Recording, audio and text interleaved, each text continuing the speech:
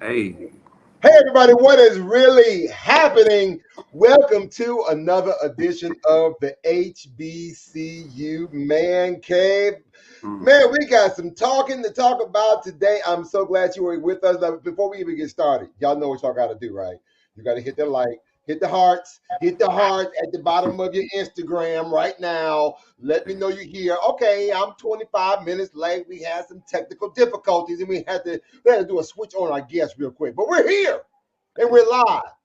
And we're right here, wherever you are. We're right with you. Hey, I'm your boy, Anthony Brown. I'm your host, your cousin, your friend, your uncle, your best friend, a Bethune-Cookman graduate, a Clark Atlanta student.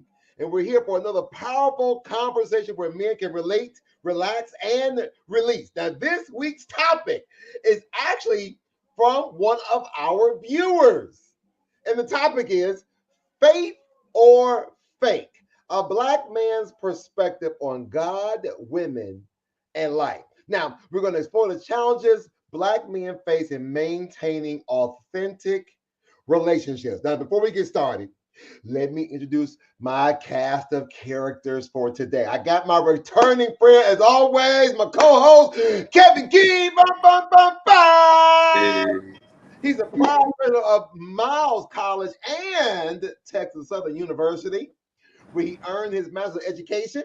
He has a strong background in education, is currently running for school board in the same school district he grew up in. And he's the author of a book called The Perfect Crown, a book inspiring young minds to embrace their uniqueness. What's going on, Kevin? Hey, how y'all doing? How y'all doing? I'm so happy to be here with y'all. I know that's right. Then we have with us, we are joined by one of our special guests for today, Rashid Dennis, a graduate of Clark Atlanta University. Find a way or make one. Uh-huh. absolutely. And a dynamic entrepreneur. Rashid has successfully carved out a niche for himself, combining business and mentorship and all the artistic variety in between, okay, to uplift the next generation. His work speaks to the importance of building legacies while staying authentic to one's values. What's going on, Rashid? Hey, man, welcome. Thank you guys, man, for having me. It's a pleasure. I'm so glad to be on this platform. I'm a proud HBCU graduate and definitely somebody who promotes the culture. And HBCUs are such an important product of me and who I am. And I'm so glad to be rocking here with you guys. Thank you for having me. Awesome sauce. Awesome. And then finally, the gentleman who has been watching the podcast or watching the show on the IG Live show for the past several weeks. Actually, one of my classmates, this is one who I talk about when I say, yeah, I'm about to get a call from my classmate right after the show. And literally by the time we log off, within 5 minutes, he's calling me to debrief so we can unpack what we just unpacked. My good classmate, friend from Bethune-Cookman, well, at the time, college, now university. He's an accomplished leader in the nonprofit management world. He has served as an alderman. He served as a director of strategic development. He has a rich background in focusing in community engagement. Vernon excels in cultivating strategic partnerships, enhancing programs and development to support families and youth. Vernon, welcome to the show, man. What it is, what it is. I'm glad to be here today. And like Anthony said, I am a proud BCC alumni. I do have BCU stuff, but I wear BCC all the time. I'm glad to be a part of this and be actually a part of the whole program as far as the way it came about for tonight. Awesome sauce. Awesome. Now, listen, gentlemen, before we get into the real dive on, as we begin to speak about perspectives, right? We're talking about perspectives and in the whole 9 yards. But I want to get your thoughts about travel. And have you ever thought about how traveling opens your eyes to new cultures and experiences? Would, Yeah, would you agree to that? Anybody? Yes, no, maybe yeah, so? Yes, yeah. yes, yes. Absolutely. I mean, I think, particularly from my perspective, having traveled to 93 countries, right? So when you travel to 93 countries, it gives you a chance to connect with actually 93 different cultures from around the world. So I think that's probably, and I've been thinking about this particular topic a lot, like being able to connect with people automatically just off the country that you're from or you travel to, just gives you such a huge leg up on the world, period. You know what I mean? So I think with that, in my travel journey and my experience of living abroad and being able to travel to these different places, that is a huge take back. And I always encourage people to travel as much as you can, because it just opens up your mind, like you were saying. Well, good. That's exactly why I wanted to bring this up real quick, because listen, I don't know if you all have ever been to 94 different countries like Rashid has been, but at least you have an opportunity to go somewhere. So listen, there's something about stepping out of your routine and meeting new people and soaking up the beauty of the world that's just life-changing. Now imagine doing all that in Dubai. Yes, with fellow HBCU alumni, it's taking that bond to the next level. Listen, the HBCU Alumni Takeover in Dubai is happening May 2025. And this is your chance to experience luxury and culture like never before. 9 nights and yacht parties, desert safaris, and endless memories. Now, I want you to come and explore and how you can be part of this experience where alumni and supporters from all over the country will celebrate culture, connections, and excellence. And did I mention that the round trip, airfare, and accommodations at a prestigious 5-star hotel are included? Now, listen, don't miss out on the journey of a lifetime. A portion of your proceeds will support HBCU-bound scholars. This will be absolutely a place where luxury meets legacy. To learn more, visit HBCUalumnitakeover.net. I know Kevin's like, how does he do this? I just be like, he's so smooth with it. Smooth. That was very smooth. You're like, wait a minute, did he just do a promo on us again? That's my boy Anthony, I tell you. Now, let's get back to our program. Today's topic is kind of deep. Again, Vernon gave me this topic last week, Sunday. Faith or fake? A Black man's perspective on God, women, and life. Now, we're exploring the complexities of how Black men navigate relationships, both toxic and non-toxic, and questioning whether we are truly authentic in our faith, or is that just a facade to avoid confronting deeper issues? This conversation challenges us to reflect on who we turn for guidance and why, and whether faith is a sincere guide or a cover-up for unresolved personal struggles. Now, y'all ready to chop it up? Yes, sir. Let's unpack this. And again, don't forget everybody who's watching us right now live on IG. Hit that share button. Hit the share button. Let somebody know that we're here, that the HBCU Man Cave is here. We're talking, and we're about to get deep. Also, make sure you put in the chat. I'm gonna go. Let me log into IG right now. Put in the chat right now where you are watching from. What city? What state? Shout out your HBCU or your Greek organization. Just show all the love. Show all the love. Now, here we go. I'm gonna do this a little differently this time. I'm coming straight to you, Kevin. Yeah, I'm coming. Yeah, I'm coming. Motherfucker, right here. He wanted to put the brakes on. He was like, no, not me. Yeah, I'm coming right in my Brady Bunch squares. You right here. You right here. All right. Cool. Kevin, as someone who promotes self-love, such as what you have in your book, The Perfect Crown, that we're gonna talk about a little bit later. Do you believe men struggle with authentic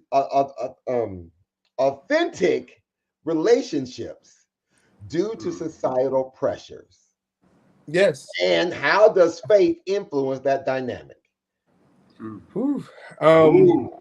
Okay, that's a two-part question, because first we got to talk about the societal pressure that happens, for example, the whole, if you actually love a woman in this generation, you're a simp, or you get told that you ain't a real man, or you're not real masculine if you really care for a woman, if you're sensitive to a woman, if you actually feel the need to court a woman in this day and age. Is all looked at as just someone who's just simply just not a man. So it's like sometimes people push down their emotions and subdue their emotions in order to sit there and look like something that they're not to reality. And that's what kind of happens with men. And Mm. yeah, so when we talk about that, that's one side. Then we got to go to the whole part about God. You got one side. You got, if you listen to God, God telling you you need to find that woman out there that's gonna, that's gonna take care of you and is gonna speak life into you and to actually take care of you. But then you got this city girl era in this reality that's saying, oh, don't trust nobody, you can't trust anybody. So it's like a double-edged sword. So life Okay. is complicated for a man right now, trying to find love.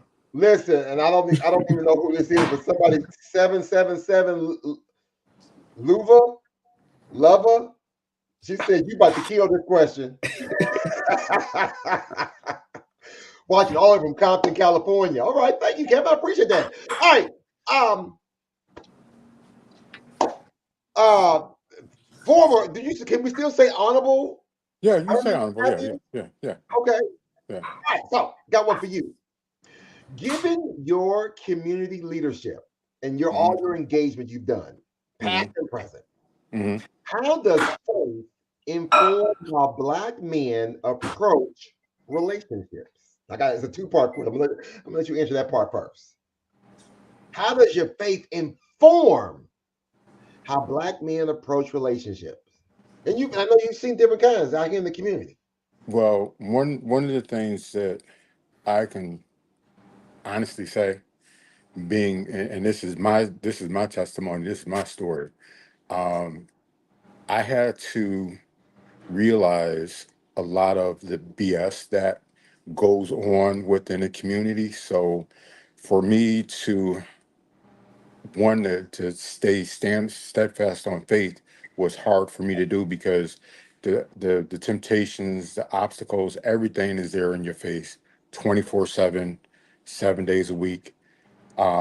And you have to just have a strong partner that one disassociates himself from that game of politics, and two, you have to just realize that we are men. We are the temptation is there. The way of saying you're being faithful in a relationship or being faithful in what you're doing is laughed upon because we have so many people that will degrade, especially as a Black man or Latino man, degrade what we do because of what culture has said we're supposed to be. Mm, Mhm. okay. So Hmm. now, my second part of this question is: Hmm. are we guided by true principles, or is faith used more as a social expectation rather than a genuine practice? Now, I'm gonna say this again. Let you think on this one. Now, 'cause you know I was gonna get this deep on you though. No, no, no, no, no, no, because I got it. I got it. Are we guided by true principles, or is faith used more as a social expectation rather than genuine practice? Well, the answer is yes, because we're a little bit older than the young men that are on the show. So our generation, we had father figures, mother figures, aunts, uncles that instilled in us a way we were supposed to act. Now we have a generation of what I call fake faith. And fake faith is the folks that will get up and hallelujah and this, that, whatever on a Sunday and be in the club twerking Saturday night, trying to get with Big Daddy and get Big Daddy's money. So for someone of stature that tries to live righteously, you are going to be tempted so much because of the fact that someone is always going to want to try to test your faith to see if you actually speak to God at night when you go to sleep. Do you speak to God when you get up in the morning? Do you speak to him during the daytime when things are going tough? Or do you actually just say, F it, man, you know what, I'm gonna do what I gotta do and then I'll repent for it when it's my time? And that a lot of times I'm seeing this with a lot of the churches. They're not sticking to the true word. Mm. A lot of these pastors are not sticking to the true word. They're about, getting membership. It's basically like joining a fraternity or sorority. They're more concerned about getting the membership, the money, and the glory, instead of giving the glory to get membership, so that everybody eats and prospires from whatever goes on within the community. Listen, I appreciate that. And I do have somebody who just wants to. Someone made a comment. A question comment in the chat. And I'm gonna go to it. Mhm. JC Jules. I hope I'm saying that right. Says, I have a question. How come we as Black people are always fighting our struggle? When we are fighting our struggle, we always have to incorporate Hispanics. They never incorporate us in their struggle. Don't cancel me. I promise y'all, don't cancel me. Listen. But be- Go ahead, Kev. but Because but I got the proper word for that. Because being an elected official, I can give you the All reason right, but why. Kevin, what you got? well, don't cancel me. I promise you. But I don't want to say that this is all Black people, because I indeed don't. I mean, we have our own struggle and they have their own struggle. I mean, they go through their own stuff, we go through our own stuff. So I don't say we as Black people don't include the Hispanics in our issue. I mean, some might. I mean, especially when it's about simple like laws and rights that simple humans should just simply have. I mean, of course we want to include them if they're not getting the same things that we are asking for. But if it's certain issues that we know they're not facing, then we're not putting them in our issues. But I mean, we're better in numbers though at the end of the day. So, but I'm gonna leave it at that. All right, come Mm. on, Alderman. Okay, so Anthony, you gonna have to get the bleep button now, because I'm gonna give you the raw on this. Yeah. For years, we as Black folks brought everybody along. We brought the Jews along for civil rights. We brought the Puerto Ricans along for civil rights. We brought gays, everybody along. They get their shit, and then they leave us outside like we didn't do nothing. Facts. So for us to stop saying that we always want to add folks, I get that we add people because we feel we, as nurturing people, Blacks are nurturers, we feel like we have to bring everybody along. But once we get somebody that will say, okay, well, you know what? There's no more such thing as civil rights. There's no, you don't have to fight for this or fight for that. We have enough Blacks that are out there, regardless of your party, your creed, whatever, your religion, that can actually stand up and get a lot of shit done. But we always have to have somebody along with us. If they get what they need, we don't get what we want. All right. I'm not laughing at you. I just think that I love your candor. Listen, I'm gonna go and shout out real quick. Not only are we on, I just want to say this side note. Not only are we live on Instagram, we are also live on YouTube. So I'm gonna go to some YouTube comments in just a few Man. moments. But I want to also shout out somebody said, listen, it's time for us to be selfish. I agree. It's our time now. And yes, but anyway, listen, I want to get back to the topic. I'm gonna get Rashida in here real quick, but I wanted to go back and say society often pushes men to perform rather than just to truly embrace vulnerability. We're always being forced out front. You just got to do, you got to do, you got to do without ever having to just peel back the layers and be vulnerable at times. And I think that sometimes as men, we aren't we're not given that opportunity, like we talked about, I think it last week or week before last, just to have that Black boy joy and just to be able to just go outside and just be free and Mm. frolic. Hmm. And then also want to just add that a 2019 Pew's Research Center study shows us that Black men are highly likely to identify faith as important, but may struggle in how to apply it authentically. Mm. We want to embrace it, yes. We believe in it, yes. This is according to the study, but we have a challenge with the application of living that authentically, because I think because we're so pushed out in the forefront of You got to be this leader, and you got to be the one. And sometimes we get nervous. We fear that we don't want to make a mistake. And we're put in a place, in a position. So sometimes we'll retreat or become very reserved or very standoffish, or sometimes even get quiet because we don't want to make the mistake. Yet we do have this belief. We believe, and we know that we want to do right by everybody. All right, I'm on my soapbox. Listen, Rashid, let me go to you real quick. As an entrepreneur and mentor, how do you balance faith in maintaining that authentic perspective in your relationships, especially when dealing with the toxic environments or expectations that may come at you?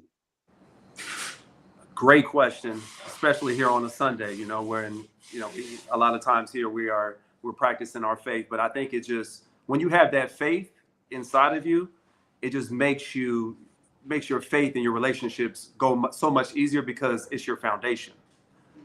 Once you have that foundation, and that's something that I've applied to my business, to my relationships, and something even when I'm messing up in my relationships or anything, you always have that faith to kind of bounce back on. So having that faith you have to have that faith. The faith is foundation, and that's what it's always been for me. And I think if we applied that more often to our relationships, we would definitely prosper in a much better way with that. Because at the end of the day, that faith is, you have to have that strong faith and have that foundation. So I think that's where kind of the start in the beginning is, it for me in my entrepreneurial journey and even in all my relationships. And so, but again, with that entrepreneurial journey, throughout that journey, how do you then ebb and flow? How do you bob and weave when the toxicity comes in? Whether it's from a relationship, it's from a partnership, it's from an engagement. How do you deal with that? I can't hear you. Let me see. Oh, I'm not able to hear. I can't hear. Can everybody else still hear me? Yeah, I can hear you. Okay, so we got to run through some tech issues. Okay, we're gonna come back to him. Hopefully he'll be able to get back in. So let me just ask anybody else. Did anybody ever have to deal with just what he was sharing about the idea of maintaining that true, authentic relationship with others, and how do you ebb and flow when the toxic environments come at you? Well, when the toxics come at you, you gotta. One thing I've learned, I had to mature to this part of it. You have to learn when to turn it off, because a lot of times that person is there. It's basically like we've always been taught. God put somebody in your life for a season, and 9 times out of 10, that season is there just to see how you will act or respond to whatever negativity that they're trying to put into your journey. And by allowing the toxic type of environment to get to you, will basically show how your leadership is, how your faith is, and pretty much how you handle or debrief yourself when you're trying to get away from it. But a lot of times, those are the guys that you see that are the repeat offenders having the toxic relationships that start off great. And then next thing you know, oh boy, they're going through the court system because of some type of abuse, or they're going through the court system because it's the baby mama drama or whatever. It's always the same steps. And we have to, as Black men, have to learn how to say enough is enough. Mm-hmm. Okay. 9/11 Reg says, as leaders, we have to know when it's the devil using others to take us from the path that God has for us. We have to let the word let go and let God take over. And then Susie Sue 007 says, you choose your battles, and yes, pray. All right, hey Rashid, can you hear us now? You good? Yeah, I can hear you. I couldn't hear you before. I think the volume kind of cut off, but I think we back. Okay, all right. So you were about to talk about, you were talking about the whole idea of maintaining authentic relationships, and I was Right. asking the question about how you ebb and flow through the toxic environments and the toxic Yeah. relationships or transactions that may come your way. How do you deal Well, with that? and so that's kind of part two, right? So it kind of depends on what is your environment, right? Like, so for me, the environments I choose to put myself in, I put myself in positive environments. That's why I've lived out. I live in Playa del Carmen, Mexico. So this is an environment that's mostly always pretty much, relaxed. Nobody is dumped down by the news cycle, the Fox News, and being hammered down with those constant negativity of black men, of our culture, or anything. So for me, when I'm in any relationships where I'm in, I'm around those people are positive. They're mostly in positive environments. And so I haven't really had to deal with that, the last 13 years of being an expat. I haven't had to really deal with that because, and even if I'm in the States, the places where I'm in, I don't involve myself in any toxic environments. I try to stay away from that. And I do that by being healthy, being in different places. So it's really about the environment that you place yourself in, and that could be anywhere in the world. You have a choice to be able to filter out what the negative energy is and what the negative noise is around you. And so for me, it's always been paramount for me, having peace around me in peaceful environments. And that normally leads to you having a peaceful partner, a peaceful life. And you have that foundation of faith. It makes everything easier. Awesome, thank you. Listen, I want to go back and say to 9/11 Reg. She says, I know this is a man's platform, but I like these conversations. Listen, we say this is the HBCU Man Cave because it's always going to be led and the conversation is going to be had by men who are HBCU graduates, but we know our audience reaches everyone. So we love the feedback and the comments. Shout out to BJ Beautiful, says, I certainly do care about these men conversations. So it kind of opens you into hearing a little bit from our voice, from our perspective, our world, as we continue to navigate in this space. Now listen, I want to go shout out to there you go, 9/11. We got you. She said thanks. All right. So don't forget to make sure you are watching the HBCU Man Cave. And if you haven't hit those hearts at that bottom, hit that heart. Give us 100. Hit the fire button. If you like something to say, hit that fire, hit the heart, hit the laugh. Let us know. Also, leave a comment. Let us know that we're doing good. If you have a question, I'll try to get to them if I can. For Robbie, Lynn Smith, brother says, for me, I consider who is bringing the toxic my way and how will it affect me in my life, my life, my goals. If I need to meet you there, I will. Interesting. I'll meet you there. Listen, I got hands. No, I'm just kidding. I'm kidding.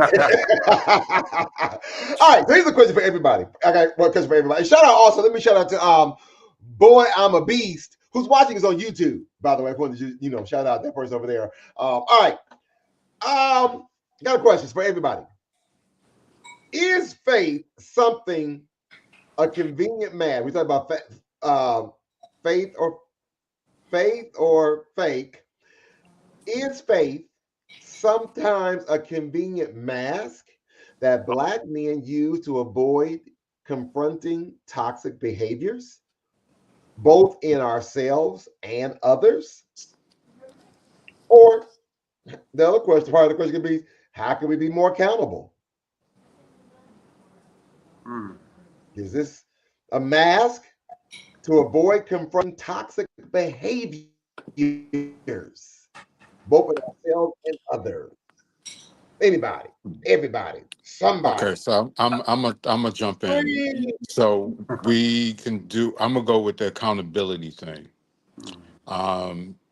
Being with my wife for 31 years, married for 27. Trust me, I've had my trials and tribulations of love, hate, women on the side, everything that you can think of. But the biggest thing that I found that is open communication with whoever you're with. so you don't allow the toxic to be in your house, because Mm. there's nothing worse than being in a toxic household, because you can't Ooh. run away from that. You can run away from a community, you can run away from a toxic person, but if it's in your house, you can't run away from that. Now, I don't care what anybody says. Oh, I'll go to this room or whatever. Regardless, if you run downstairs to the family room and she's upstairs and on the third floor, eventually you're gonna meet somewhere in that house, and the toxicity is gonna still be there. Yep. So you have to be willing to right your wrongs and admit what is bothering you, because a lot of time Black men, we don't want to show our emotion. We don't want to show anything, because now you're being a punk, now you this, now you're that. They think less of you. There's nothing wrong with a man crying, there's nothing wrong with a man screaming, there's nothing wrong with a man showing any type of emotions. As what's wrong is when you hold it in, and now you're building that toxic relationship. Yeah.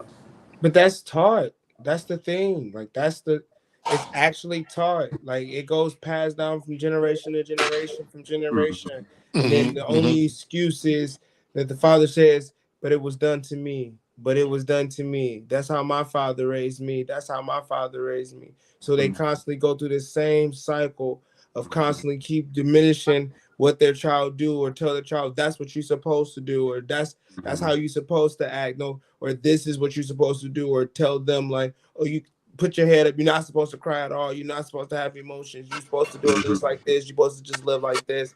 And then it constantly sit there and give them a way of thinking that, one, they're not supposed to go to therapy. That's another thing that Exactly, happens in the Black exactly, community. Black exactly. men are not supposed to go to therapy, and I think that is the craziest myth on Hmm. earth. Like, Black men actually need a therapist. I think every Black man should have a therapist. Hmm. And it's like, we don't talk enough about it. We don't. We tell our children, oh, don't tell nobody what happens in his household. Whole Hmm. time they crying out for help. That's Mm-hmm. this Hmm. Of behavior that we course. see in Yeah. schools. They crying out for help. They screaming.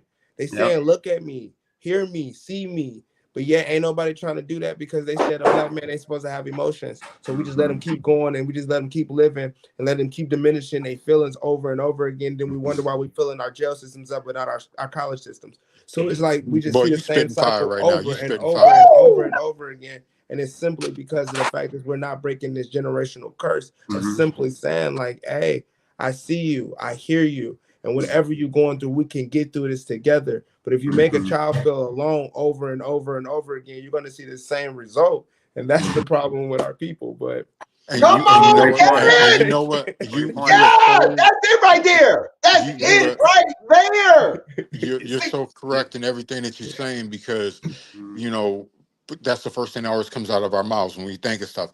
My father did this to me, or it's generational or whatever. Damn that, cry. You don't know how many times I've been in my car crying right at the light, and I don't give a damn who's looking at me crying or whatever. I'm letting my feelings out. I'm doing what I need to do so I can be productive. You know, the biggest thing was, Anthony. We've had this conversation when I ran for mayor in 2019. They told me I couldn't do this, I couldn't do that, I couldn't do this, I couldn't do that, and I never forget the night that I wasn't nominated by my party to run for mayor. In my previous life, I played football, and I threw a water bottle so hard at my windshield that I cracked it. ooh, okay. And I was about 35 feet away from my car. So just imagine the force if that was a punch, somebody getting in my face. So that's how we as Black men have to let that energy out. You can't keep that energy pent in, because eventually, like Kevin said, you gonna end up being in somebody's penitentiary. Yeah. Listen, You know. And we. I remember saying to somebody, just because Kevin, I love what you said about, that's how we were taught. And I Hmm. always tell somebody, like, I heard someone made a comment one time, like, well, that's just like all brothers and fellows have done before. Hmm. Mhm. But that doesn't mean it's always right. Absolutely. Exactly. And I've Exactly. seen it. I've seen it in my own family with my brothers. How the generational curse has been broken. We've improved now. Hmm. We fathered. Our father, he taught us certain things, but we've improved on his methods, and we don't have to stay the same generational that we were before. And so that, for me, that's like my take home from it. It's like we've been able to just improve our lot. Like this, I see my brothers how they are with their kids, and my dad was great, God rest his soul. But it's been beautiful to see the generational transfer of how we can improve as Black men as well. And so I think with each generation, how brothers like you, Kevin, Vernon, like we all going to improve our lot, and all of our seeds that come after us are going to be better for it. So Exactly. I wanted to chime in on one of the comments said, what leads to a relationship? It just disappeared. So I gotta just paraphrase it. It said, what leads to what events lead to a bad relationship? And it's really what we're talking about here. A lot of these households, we see a lot of, failed relationships. We don't never really see an actual true relationship inside the household. And then that becomes a problem, because then it's like, we don't know how real love actually looks, or we don't know how it actually feels, or we don't even know how it feels to be loved ourselves, but yet we're expected to go love a whole family, or we're expected to go make a whole family, and we're just creating the same cycle over and over again. And people keep saying in the comments, this is all through racism. I mean, yeah, if you want to talk about the bigger picture, ideally it is. I mean, when you talk about there's no role model in the household, there's no fathers in the household, I mean, right. It's because of systemic racism. Most of them, they say it's in prison systems, but do we ask why and things about that? So that's a whole different conversation. But at the end of the day, a lot of this is systemic, and our people is struggling from it, and we need to come together. But I'm gonna get out that soapbox. But you know what, Kev, That politician in me was about to come out. Kev, you are so right as far as when you're talking about the households that have created through racism, which I call urban renewal. And my parents were married my father died just before their 67th wedding anniversary. So I know what it's like to be in a household where there's love, where there's some animosity at the same time. I'm doing it right now within my household. But for a relationship, when you want a relationship, it's kind of hard to say what you're going to seek or what you're looking for, because like you said, you got the city girls, then you got the hot girls, then you got the thoughts, then you got it's so many different evolutions of what women are out there right now. You don't have Becky Sue that went to Zion Baptist Church and you saw her grow from pigtails to blossom into a woman. Now you want to date her. You don't have that anymore. You got all these girls that are trying to be what these reality chicks are, but in all reality, they ain't shit, because I wouldn't want to be with near one of them. Find me LaQuisha that is working hard at McDonald's, trying to make a better life for herself, going to school to become a nurse. That's what I'm looking for. I want a real relationship. I want a real woman. And a lot of these women out here they're on the same page too, because they're out here looking for that dude that got the Cadillac, that got a lot of money in his pocket or whatever. Do you realize that man got that money in his pocket because he goes to work?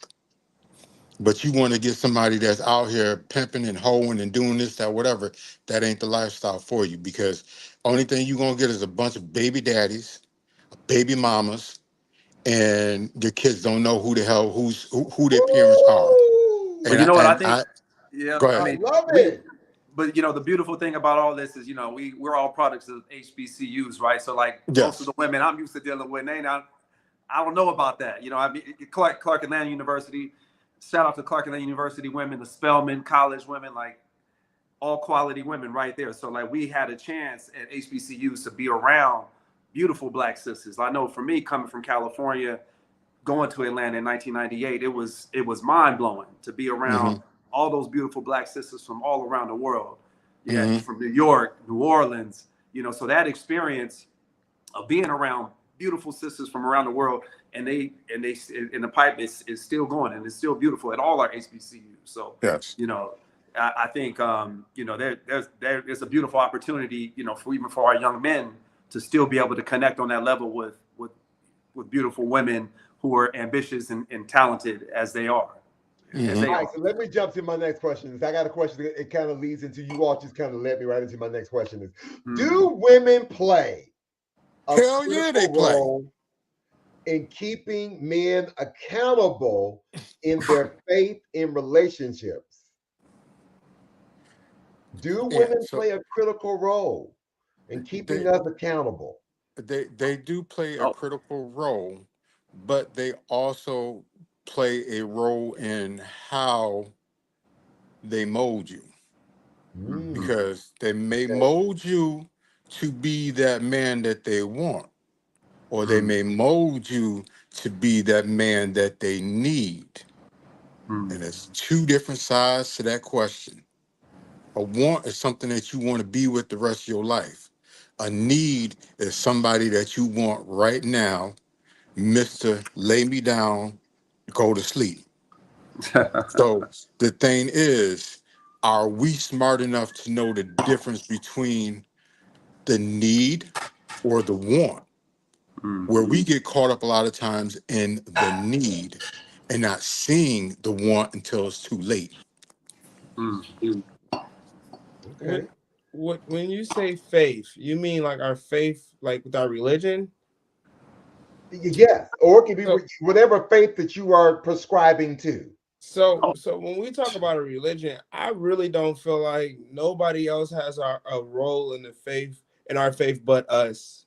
Honestly, that's just my opinion. So I mean, I get the whole partnership, and then when we go deeper into the Bible, he talks about partnerships and things of that nature.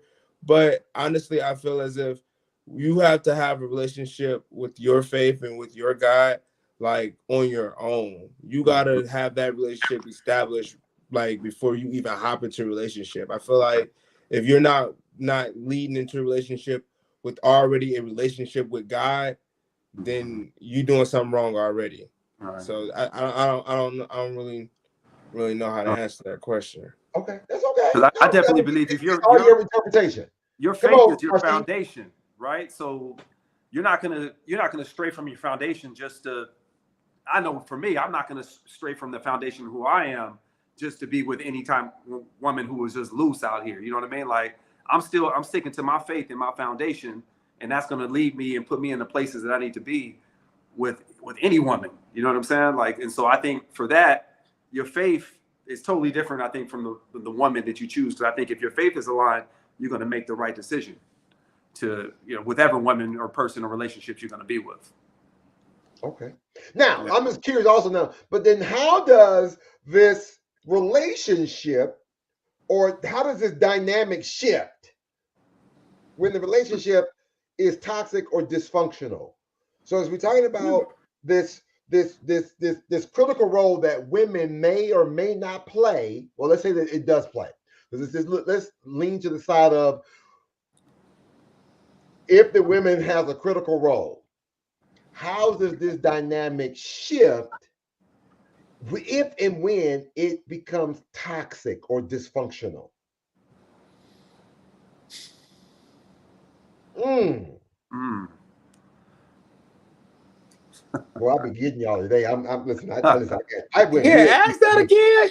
Okay. Yeah, But say it again. Yeah. because I broke it up into two parts. Because it was like a part one, part two of the question. So the original question is, do women play a critical role in keeping men accountable to their faith in relationships? And how does this dynamic shift when the relationship is toxic or dysfunctional?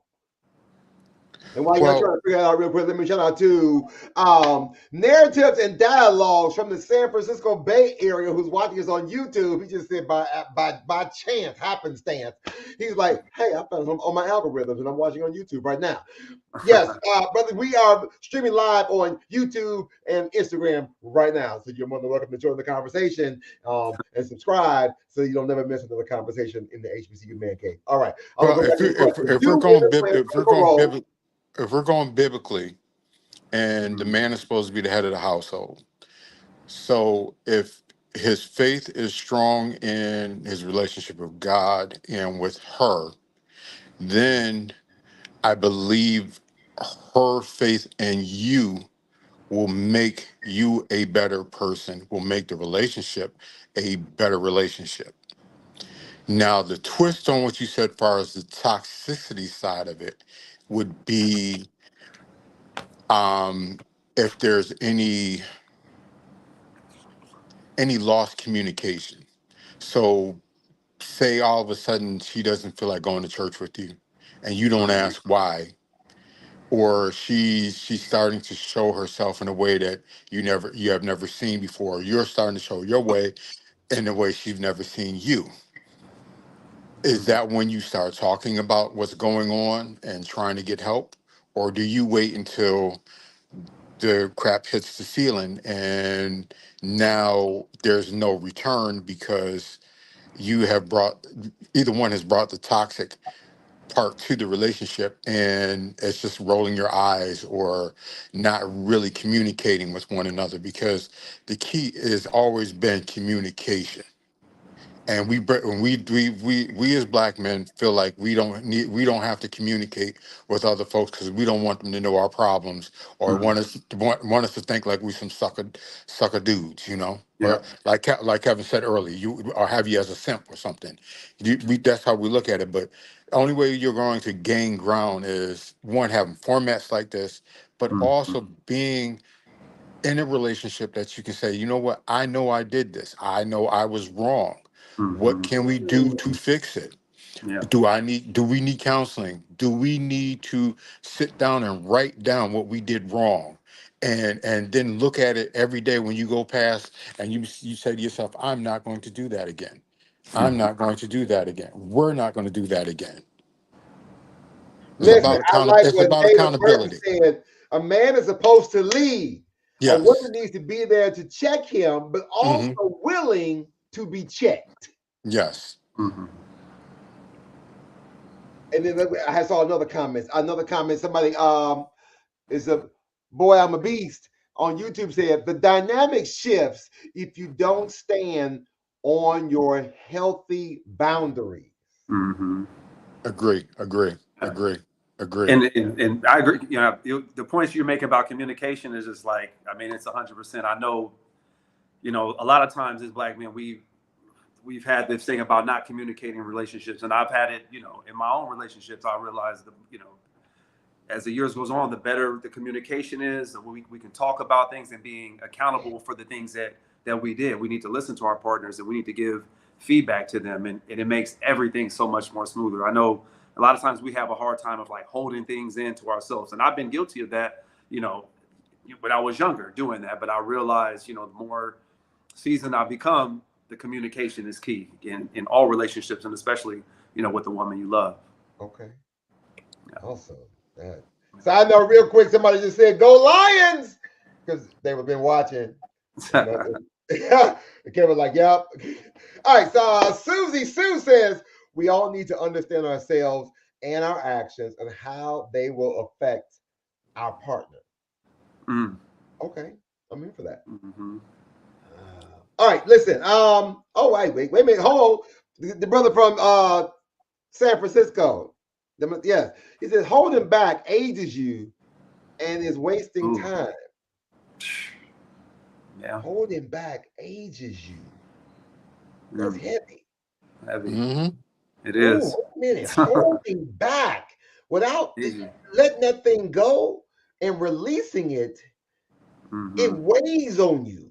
Yeah. Yeah. And it's Put going stress to everything age on you. you in Yeah. places and spaces that you don't need to be aged. You ain't got to grow old in that space All Hmm. right. because you're holding on to it. Mm-hmm. Mm-hmm. Let that go. Let it go. Let it go. Let it go. Hmm. Mm. All right, so Yeah. listen, Mm.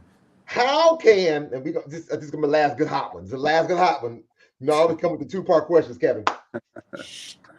How can black men begin to reconcile our spiritual beliefs with their relationship patterns based off how we are navigating this thing called life? How can we begin to reconcile Mm. our spiritual beliefs? That's the first part of my question. Mm. So I'm gonna throw some at what Kev said. One, we got to break that curse.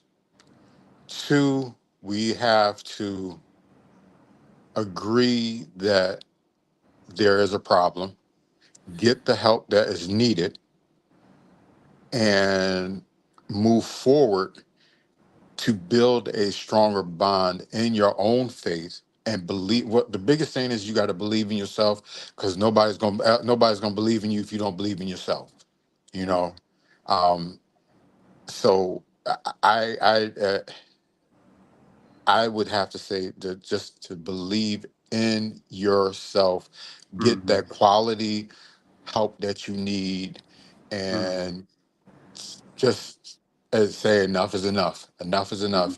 Vernon, I'm walking different steps just today and from Mm-hmm. here on out. Instead of saying, well, back in the day, Mm-hmm. leave that exactly where it's at. Back in the day. Yeah.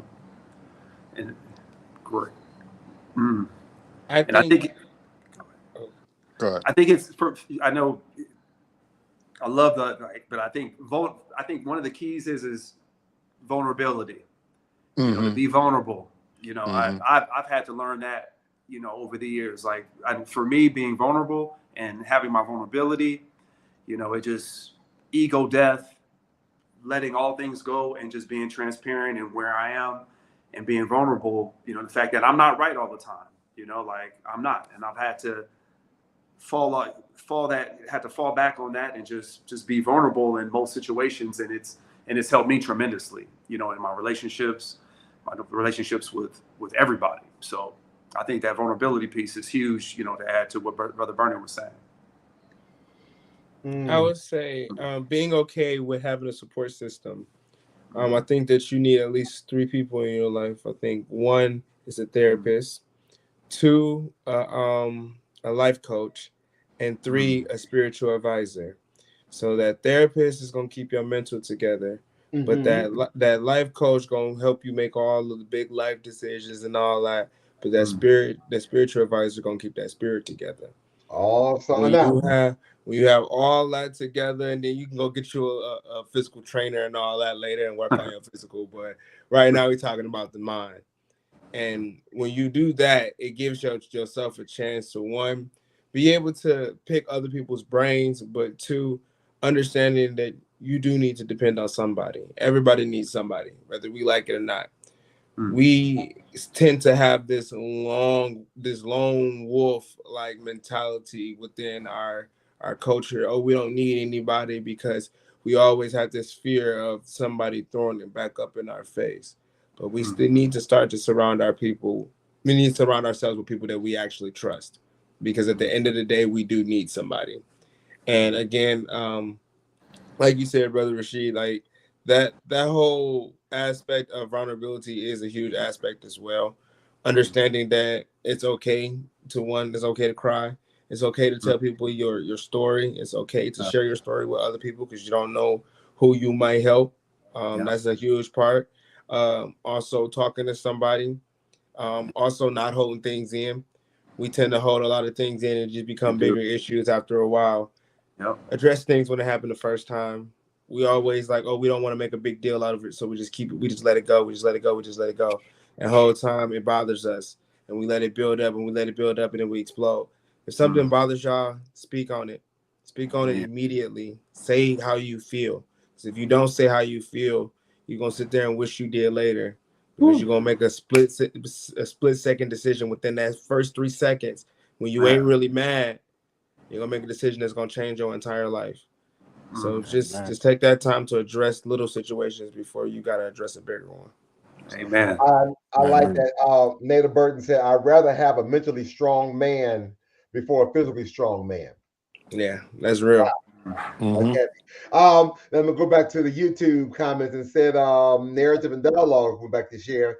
It's one. It's okay to. It's okay. Be okay with therapy. Two. Know that. Oh, because he on the road. He on the road. Know that your faith is set deep in that knowing is set deep in that knowing your relationship personally with a higher being, and not listening to other men or women in the church or the mosque, I believe. Three, having not have not guilt it not if it's not hurting anyone else. You are human and not a machine, and no other human on earth has the playbook on your outcome. All right. Listen, I got one more thing. I think you all kind of alluded to it already, but I was going to say, are there ways to ensure that faith is more than just a front, but a foundation for a healthier, non-toxic relationship? I think you started to lead on that. I don't know if there's anything else you want to lean into. But again, are there ways where your faith is not a front, but a foundation for a healthier, non-toxic relationships? I'm gonna say my faith got real when I start to even thank God when things was going good and coming to God and praying to God when even things was when there was no problem. I think that Mm. sometimes we get lost into praying and only talking to God when things are going wrong and it's just God, can you help me? God, can you help me? And we keep just asking, but we never take the time to actually say thank you. You've blessed me Mm-hmm. so far. You blessed me. Mm. I'm here. I've made it so far, and I'm thanking you for where you got me. Rather than just asking you to keep blessing me, no, just thank you for bringing me this far, Lord. I don't if you don't bless me with nothing else, you have blessed me with enough. And just saying, God, like your mercy, the things that you have given me is enough. Once we start doing that, that's when it starts to go to it's a real praise. It's to check in with God, understanding that a prayer is not just simply just bowing your head and saying a Right. prayer just for 2 seconds and then being done. A conversation with God can last for an hour. A Mm-hmm. conversation for God can last for days. You can, hey God, like just talking to him. Sometimes we try to find our prayer voice and don't realize our prayer voice is what we speak right now. Mm-hmm. So Right. it's like understanding the ability to talk to God even when things are going right is when you can start to grow a strong relationship with God. Awesome sauce. Listen, anybody else want to add value? Want to lean into that before we go to my next topic? Nah. All right, cool beans. I'm here for it. Listen, I want to know, thank you, gentlemen, for all of this and everybody who's been watching. Listen, let me go back to Susie Sue real quick. She says, faith can fuel hope and love and nurtures trust, which allows for a healthy relationship. BJ Beautiful says, thank him still when matters are not good. Don't always ask, but just give praise. Come on, just give praise. Yes. Anyway, listen. I want to know, as we like to try to do now for the last couple of weeks, we know we like to do what's going on in your world. This is before we actually give the wrap up. All right, gentlemen, before we close, let's hear about something new happening in your world right now. Now, Kevin, for you, I know you got a children's book. The Yep, yep. Perfect Crown is launching soon. Yes. Congratulations, first of all. Yes. Thank you. Thank you. Thank Talk you. about this book. I appreciate it. I appreciate it. Please. It's definitely available for on Amazon at this moment. The paperback copy and the ebook will be released on September 13th. Please go get a copy. It is on Amazon. Just type in The Perfect Crown. It is about a child who realized that her hair looks different than everybody else's around her. And it's a book about her understanding the journey of feeling and living and just being true and loving who she is. And it's really a good read for all kids. My children loved it in my class and in my school. I think that your child will love it too. You should go and get it. So again, you can find this on Amazon and just go and just doing a search called The Perfect Crown, Kevin Keys. Let's just do them simple search words and it'll pull right up. Yes, yes. All right. All right. Let's go. Rashid, What's good, y'all? what's Hey, going on? What's the new business or man. anything that's developing with you nowadays? Well, beautiful, man. Well, as you guys know, I live here in Riviera Maya, Playa del Carmen, Mexico, and currently we're in charge of importing this beautiful rosé, La Fête du Rosé. It's available all across America and also now in Mexico. And this is a black-owned rosé brand by my fraternity brother, Kappa Alpha Psi Fraternity Incorporated. You know the vibes. You know what I'm saying? So you guys come on down. If you're ever in Mexico, make sure to order a glass of Lafette du Rosé. The tagline is Lafette is a party and everyone's invited.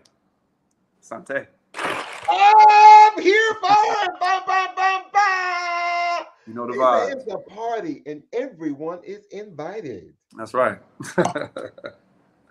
I'm here for it. Now wait a minute. How can they get a bottle? So you can go to lafettewine.com.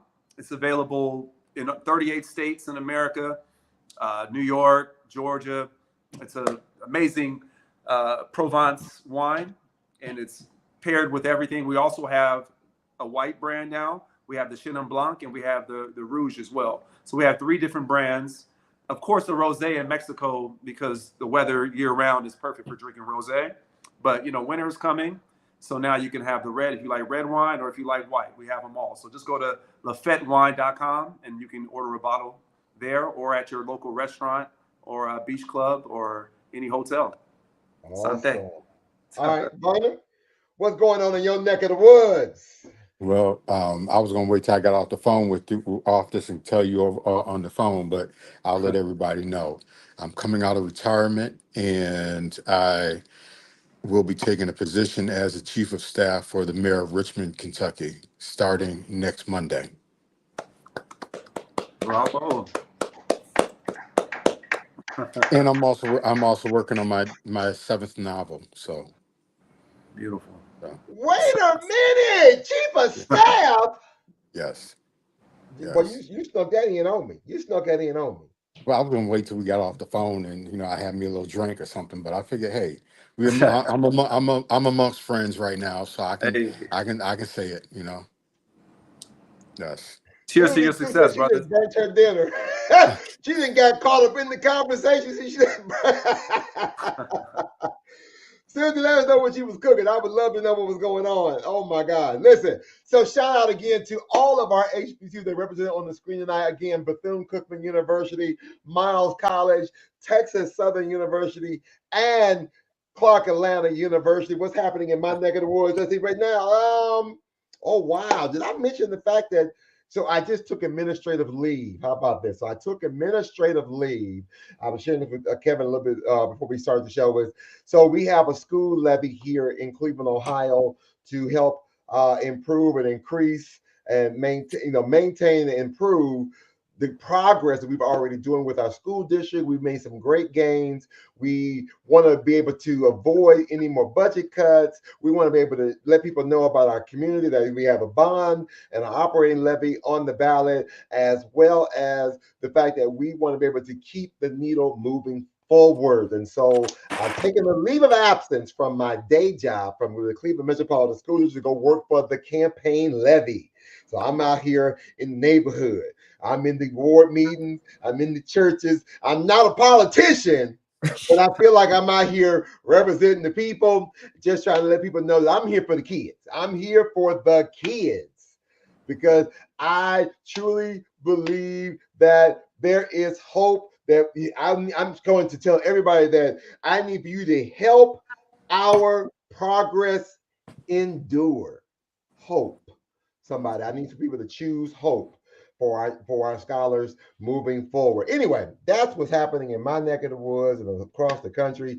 Shout out to everybody from wherever you are. Don't forget to vote. Make sure you register to vote. Make sure you're doing some voter education in your community, doing some voter mobilization in your community. You are helping us suppress any people who are trying to deal with the suppression. People trying to suppress people's votes. So we want to make sure we're doing our part to make sure we are lifting up people to be able to get to the polls. Whatever you want to, whoever and whatever you're voting for, at least exercise your right to vote, because somebody sweated, somebody died, somebody had to go through the muck and the mire. They had to go through a whole lot for us to be able to have this opportunity to get out and vote. So please do that. Let me see. Someone say I'm going to the chat real quick. I'm a filmmaker. I have a master's in criminology. Oh, that's narrative and dialogue. Okay. Yes. All right. So he needs that they did not have Black colleges experience. We're out here. However, we're pushing to get an HBCU out in the Bay Area. If nothing else, I don't know if you can get an HBCU in the Bay Area because according to the government, an HBCU had to be founded in 1964. It's got to be accredited by an accrediting association and has to educate African Americans, not exclude anybody. So, but I'm quite sure there is one over on the West Coast though. It's What just you talking about, Charles Drew? Mm-hmm. It's Well, just yeah, the medical. because they made the criteria. Yeah. But from how I read his comment, it's like he was trying like we're trying to get a new one. Yeah, he's trying to make it. But you might be able to get what school is that? Somebody's opening up a campus, a satellite campus. Yeah, it's a satellite campus. A satellite campus out in California area, which can happen. All right. Anyway, listen, it's been fun. Let me see. Oh, shout out to all of our HBCUs that are back in business as far as bands, homecomings, classics. Yeah. I ain't gonna talk about Bethune Cookman. Clark Atlanta won. I think we 2-0. We 2-0. We 2-0 right now. Right, we 2-0. We don't care about Alabama State though. So they in the comments talking about Bama State. Yeah, okay. All right. So listen, Kevin and I would like to thank Rashid and Vernon for being our special guests for today, and to all of our viewers and our listeners for another meaningful episode of the HBCU Man Cave. Today's topic again, faith or fake. Challenge us to dig deeper into how Black men navigate relationships and faith. Are we truly authentic, or are we using faith to mask to avoid our deeper issues? The scripture tells us that faith without works is dead.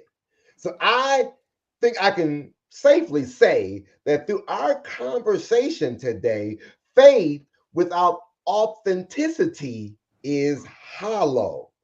And relationships can only thrive when we're real with ourselves and others. Hey, for more resources on balancing faith, relationships, and authentic relationships, check out the works of Dr. Cornel West, particularly a book that he wrote called Democracy Matters. Hey, now, and beginning next week, in recognition of Suicide Prevention Month, we will take time to remember lives lost to suicide, acknowledge the millions more who have experienced suicidal thoughts, and the many individuals, families, and communities that have been impacted by suicide. It'll also be a time for us to raise awareness about suicide prevention and share messages of hope, so you don't want to miss the impact and the importance of this conversation. I do want to do a quick shout out to my son. I call him the sequel, Anthony the Second. He's turning 27 tomorrow. I know he's been watching some of this stream today. So shout out to my man child, who's doing some great things. He's an actor and doing some great things. So last but not least, don't forget to stay connected with Historically Black Sense, a movement that uplifts the legacy of HBCUs. To learn more, visit HBCUsense.com for more information. As always, I'm your boy, your uncle, your cousin, your best friend. You've been watching the HBCU Man Cave, where men can relate, relax, and release. Stay blessed, stay safe, stay focused, and we will see you in the Man Cave next week. Hey.